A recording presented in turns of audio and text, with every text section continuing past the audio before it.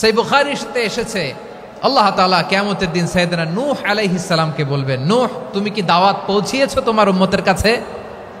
নূহ আলাইহিস সালাম বলবেন, হ্যাঁ আমি পৌঁছিয়েছি। এবার নূহের উম্মতকে আল্লাহ জিজ্ঞেস করবেন, এ নূহের উম্মতেরা, তোমাদের নবী নূহ কি দাওয়াত পৌঁছিয়েছে?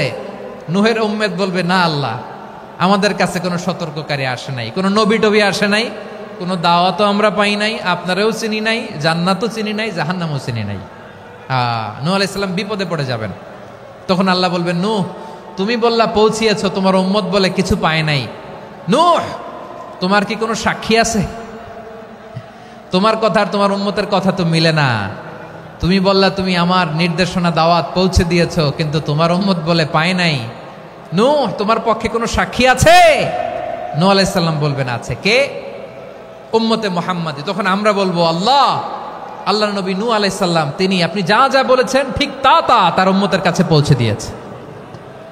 এবার নূহের উম্মতের সাথে আমাদের ঝগড়া লাগবে। তারা বলবে, তোমরা আসছো আমাদের হাজার হাজার বছর পরে, তোমরা কি করে জানলা? তোমাদের সাক্ষী ধর্তব্য হবে না।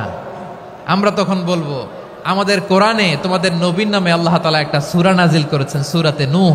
আওয়াজ করে পড়েন আল্লাহু আকবার। আমরা বলবো, আমাদের কোরআনে তোমাদের নবীর কথা আল্লাহ আমাদেরকে জানিয়েছেন, দিন রাত এক করে তোমাদের কাছে তিনি দাওয়াত পৌঁছেছেন। তোমরা কানের মধ্যে হাত দিয়ে রাখতা, চেহারাটা কাপড় দিয়ে ঢেকে রাখতা, আল্লাহর নবী নূহকে পিটিয়ে ছালা দিয়ে পেঁচিয়ে তোমরা পাহাড়ে তুলে রেখে আসতা, সব আমরা জানি। আমরা যখন বলবো এই কথা, নূহের উম্মত চুপসে যাবে। তখন আমরা সত্য বলেছি কিনা এটা আল্লাহ তাআলা জানতে চাইবে বিশ্বনবীর কাছে। তখন বিশ্বনবী আমাদের পক্ষে সাক্ষী দিবেন।